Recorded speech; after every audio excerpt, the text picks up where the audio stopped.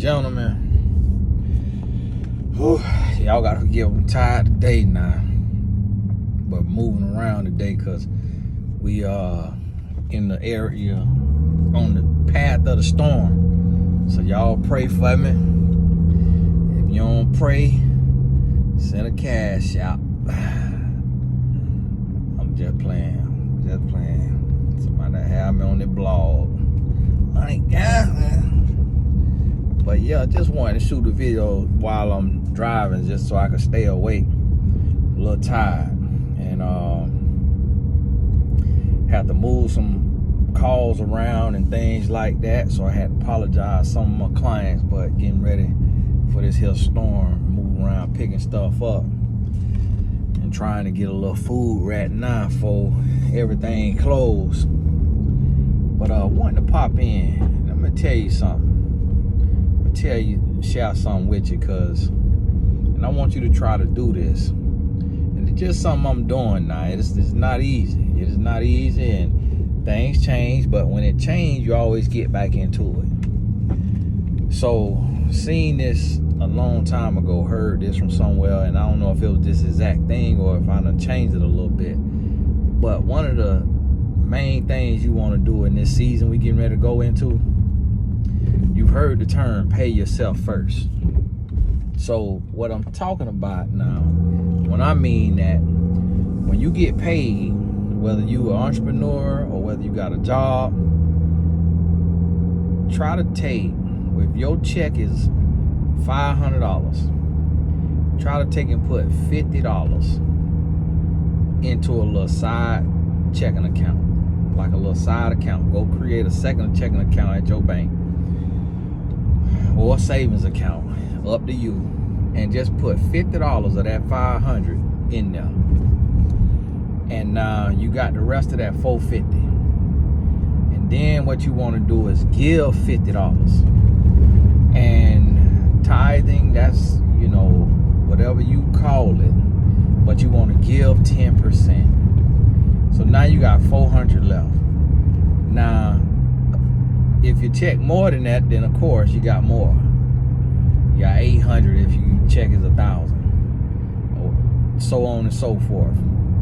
But that 10% that you put to the side to save, that 10% is a cash savings. You still you got money going to your Social Security, you got money going to health insurance and all of that.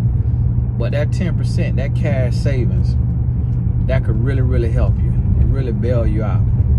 Because a lot of times we don't do that. Even that at the least. And if your bills is so high and to where it's almost meeting your income and you can't do 10%, then do 5%. But try to do 10% first. And then when you just get used to not having that, when you get used to not having that 10%, then it'll help you adjust your budget. Because now you say, okay, well, I can't eat out 3 times. I can only eat out 2 times because that $50 that would have took care of that time number 3, that's over here in my account. And now you living out the rest of that money, and that 10% that you putting up, you just letting it pile up. And when you go into it is when you absolutely have to go into it, like an emergency, or when you want to do something for you. So think about that. If you make $50,000 and you bring home $35,000, at the end of the year, you're gonna have, at December, you're gonna have $3,000 sitting in there. Think about how many times Christmas done been tight. Imagine just having that $3,000 cash that you've been putting up all year. Now Christmas is a lot lighter on you. And now that 10%, that's what I give. I give that. Now some people teach that tithing today is not biblical, like that, you don't have to technically tithe to the church or what have you.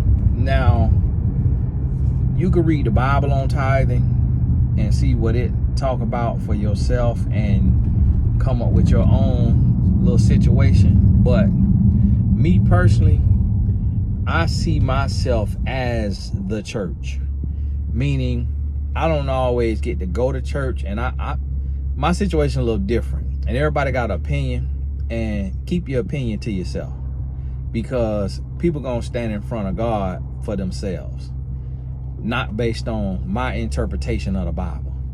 So God gonna put things in your spirit based on your relationship with God and where you at. So what I do with my 10%, I be a blessing. Like, I give, I sow into somebody's ministry. I sow into somebody's life. I sow into where I'm being fed.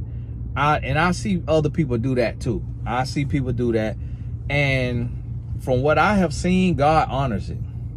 From what I've seen, God honors it. And so I help those I know in need, and I'll be a blessing to those who might not necessarily be in need, but it may be somewhere where I'm being blessed, or where I see a good work being done. And I add up anything I give. Like, if I bless somebody, and it could be for a birthday gift that I ain't have to get. It could be giving away like a cash scholarship, like a little scholarship or something. I add that to my tithes. So that at the end of the year, I'm typically over on my tithes. I might be over, like right now, I'm over by thousands of dollars. I done gave thousands beyond my 10%. And I keep track of it just so that, not for like praise or reward from man or anything like that, just so that I know I don't fall beneath the mark. And what I've learned is, it's like universal law, in the sense of, it's like a law of reciprocity that God has put in place. What I've learned with giving that 10%, sowing that 10%, putting that 10% somewhere, is I've learned that it unlocks your mind, and it takes you from a scarcity mindset to an abundant mindset. So when you have an abundant mindset, you're more so saying to yourself, money is coming, money is flowing, money is abundant. I'm blessed beyond measure. I am blessed. I have everything that I need. And so you're saying that instead of speaking lack and poverty over yourself and saying, oh, I ain't got it. I ain't got it to give.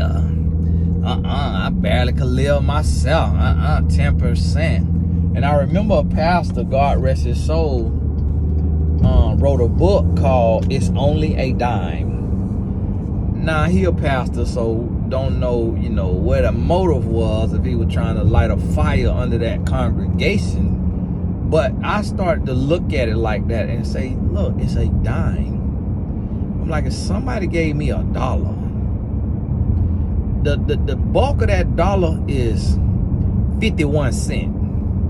Like 51 cents, I can't part with that. That 51 cents, I need that now, because that's the lion's share of that dollar. But just a dime to put up in a savings, and a dime to sow, come on now. Then I got 80 cents left. If I can't make that work now, I'm doing something wrong. I got to get right. And so that's how I started to look at it. Instead of looking at it like $10,000 and I'm giving 1,000, I just look at it like it's one dime out of $1. And that helped me. And I'm gonna tell you, I went to church one time and the pastor said, he was telling a story about this man who started praying. He didn't say, Lord, increase my income. He said, Lord, increase my tithes. And I started praying that. And 2 weeks later, my tithes was $516 for that week.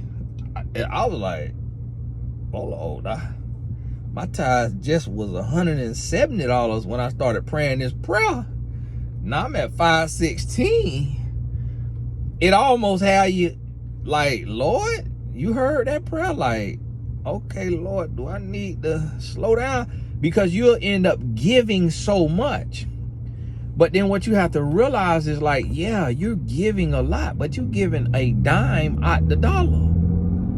And so it stretched my mindset. So it got me to the point where, like, hey, listen, Playboy, if your tithes is $100,000, yeah, that's a whole lot of money to give away. If your tithes is $1,000, yeah, that's a lot of money to give away. If it's $100, that's a lot of money. But what does that mean? That means you being blessed to a high tune if you giving that much, and that's 10%. So that shift your mindset. Now here's the next level now. After you done got them first two, and remember, you could tweak those.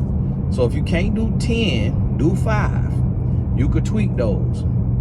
And with the tithes, that's, I'm not into the religiosity of stuff like that. I'm not in religiosity. If you only got $1, it's like the lady who gave the 2 pence and was honored more than the people who gave 20 pence and 200 pence.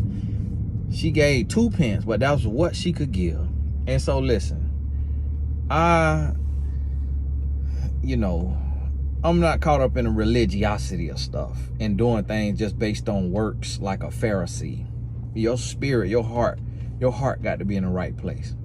So now after you conquer those first two, when you conquer those first two, the next thing you want to do, that third 10%, is you want to invest in yourself. And so that's your business, your career, education, the advancement of your life. You want to invest in you.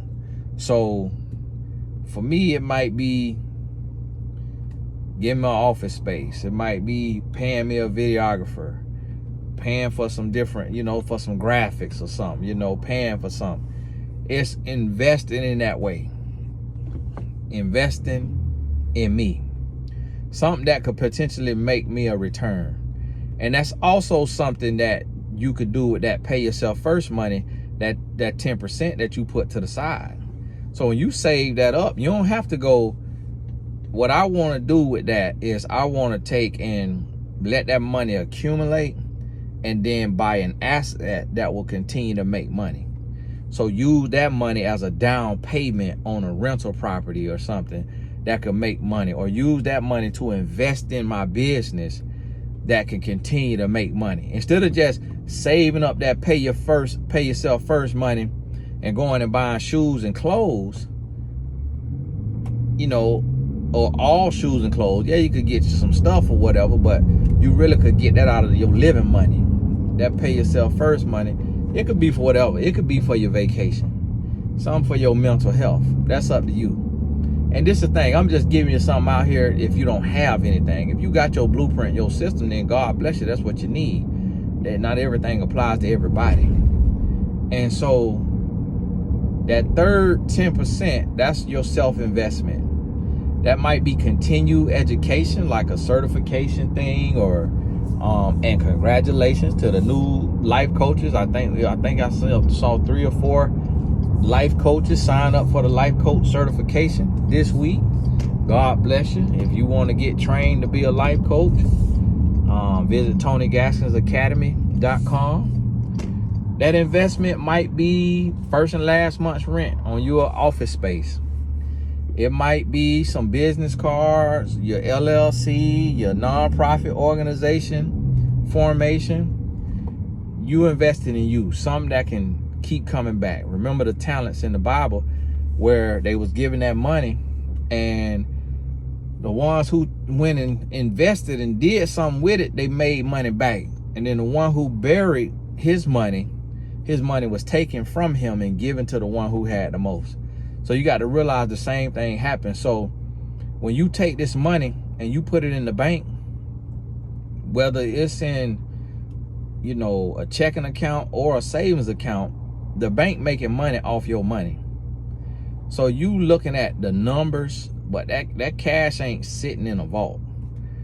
You just looking at digital numbers. That if you want to go withdraw it, yeah, they giving you cash, but because they got cash on hand. But when you got that $1 million sitting in the bank got that money invested, and they taking and turning that $1 million into 1.2 million.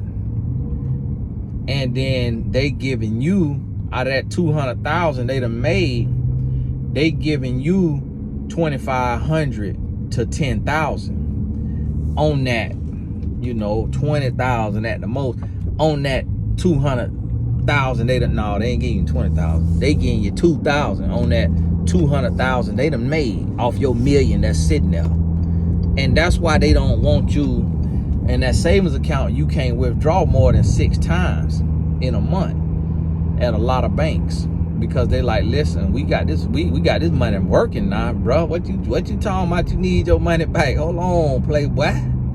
You tripping? We got this money working. We eating off your money. So that's the same thing as burying your talents. You just got your money sitting there. So you want to find something to employ your money. And that could be, listen, if payment for you is going on a vacation, because on your deathbed you rather picture the Maldives than the real estate you own that you leaving behind to your entitled children, then hey, do you. Don't let nobody tell you that you just need to be investing, and you can't do vacations and traveling instead. Do what you want to do with the money you done earn, but it need to make sense to you and work for your personality. Me personally, I'm gonna do a little bit of both. I'm gonna do me some traveling or everything, because I'm gonna do some traveling, I'm gonna do some shopping, and I'm gonna do some investing. And so, in Florida, it's plots of land, like 5 acres, 10 acres, for like $50,000 for 5 acres. And it ain't necessarily in an area you want to live in, but like they say, they ain't making no more land. So you can live there. You could build your compound. You can put your little house on it. And 50 years from now, you don't know what that's going to be. 50 years from now, more and more kids being had. So if you got land, all the land eventually going to get used up at some point. More and more land going to get used up. So it can't hurt you to buy that land. So I bought me 10 acres. I bought me 10 acres because it might not benefit me right now, but in 50 years from now, somebody building a family house right next to my 10 acres. Another lady lives right on the other side of the 10 acres, across the street, a family building a house. It's a grocery store, Publix, 5 miles up the road. So this eventually gonna get built up. So guess what? I might build me like a big Airbnb that's like a writer's retreat for y'all authors and speakers and coaches. When you want to get away for a week and write your book, you come to my little place in the country. And so that's what I'm gonna build that for. But now listen, I done took and did that deal. Now for the right price, I give that 10 acres. Nah, you got 140,000, I get that 10 acres. But still, and I go buy me another 10 acres. You see what I'm saying? So listen to me. That's what you do what you need to do with your money. But be very diligent. Be very diligent with your money. And I'm gonna tell you something. All of this stuff, ain't none of this stuff concrete. And that's one of the mistakes that people make with money, is they worship the money. It's like, yeah, okay, you putting up 10% in your, pay yourself account. You putting up 10%, but don't let the money become an idol. Don't let the money become your God. Calm down now. We on the regular road. Boy, you can't get nobody no Mustang. Don't know how to act. Like, bro, that is a Mustang. That is not no Ferrari or Lamborghini. See, he see that other Mustang over there. And see, this Mustang, he ain't even got no power. The Mustang he trying to show out on probably got 700 horsepower, and he just back there chilling. See, that's how it is. Real. This is a microcosm of the real world. When somebody really got it, they ain't got to flex it. When somebody ain't got it, they got to make all this noise with this muffler he done got put on, and car ain't got no power. And that car back there full of power, just riding. And see him, I'm just riding, got more horsepower than both of them. I'm riding and shooting a video, and got 700 horses under this hood. You see what I'm saying? That's how it gotta be. I need to stop flexing, because I sure be I mean lying, because I sure be flexing. I be making all kind of noise. Now listen to me. One of the mistakes that people make is they say, oh, I'm putting this 10% up, 10% up, 10% up. And then they'll just sit there and just let the money sit there. And the expense account could be on E. So you living out your expense account. That's where you paying your rent or your mortgage, your lights, your water, your car note, your insurance. So let's say you got 1,000. You done put up side 30, 10, 10, 10. You got 700 left.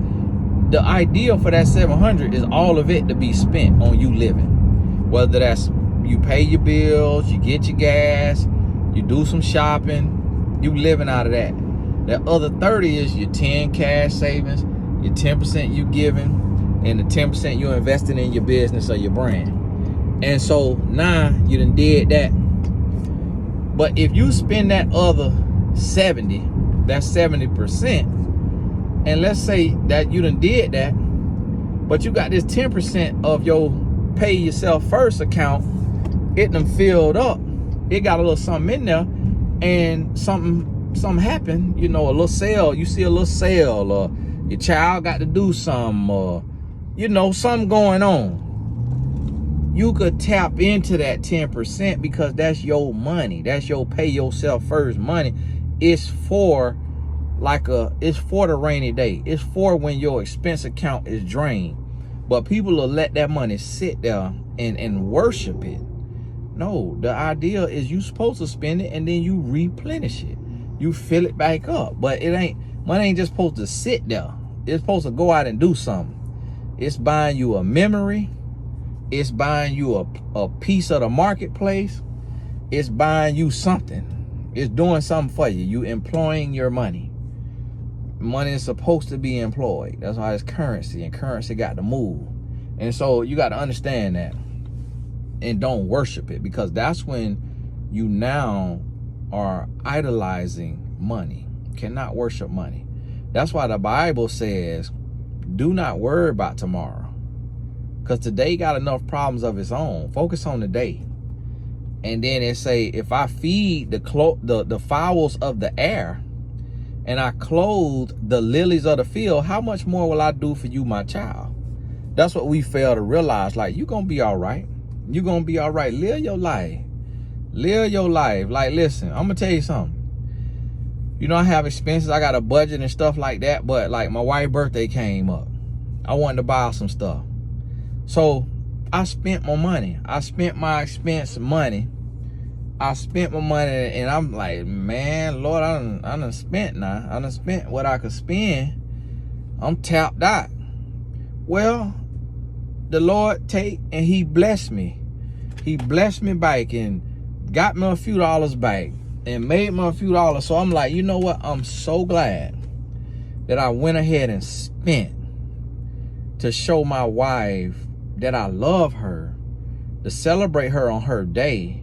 Now, if I absolutely did not have it, I ain't have $1, then yeah, I could write a letter on a piece of paper. She'll understand that. She'll be fine. But if I have $1, then I want to spend that $1 to get her a gift, and I could write her a letter. I could do whatever. But what if the Lord was getting ready to call me home and I was being so frugal to where I didn't want to express love by buying her something? I just want to be so frugal and scarcity minded and stingy, and I didn't get to show that piece of expression of love when I could have. And I in exchange wrote a letter. But when I could have shown both, a letter and a little something. And so that's what I realized. And one thing I've learned that I've seen that the Lord will do over and over is when I take and I'm thinking abundantly, and I'm living in the moment, and I'm living life, and I'm trusting God to have me, he has me. Like, I'll take and live, show my family I love them, have a good time, create memories, and be tapped out, and then the next day the Lord will replenish me. So, and because what it's saying is I'm walking by faith, not in greed. Now, I'm not going and buying a Lamborghini. I ain't going and paying scrippers. I'm living with my family, taking care of my family, doing the right thing in that area. And so when you take and you do that, now the Lord say, okay, you doing the right thing. So this about your family. You taking care of home. Okay. Boom, I'm gonna bless you. Hey, I done pull up to get my food. I got to hit this little button to get the food. Let me park down here, cause buddy, truck taking up too much space. So hey, God bless y'all. Think on this. That's just a little tip. And I'm telling you, I'm sharing these little tips with you from a place of, I ain't got a clue what I'm talking about. You know what I mean? It's like I know what I'm talking about and I don't know what I'm talking about, in the sense of I'm not good with money. Meaning I could tell you what you're supposed to do and I could do it now, but me, I live. A lot of y'all, I don't know what you say before, like you been take it to heaven with you. No, it ain't going with you. It's you leaving to somebody else who did not earn it.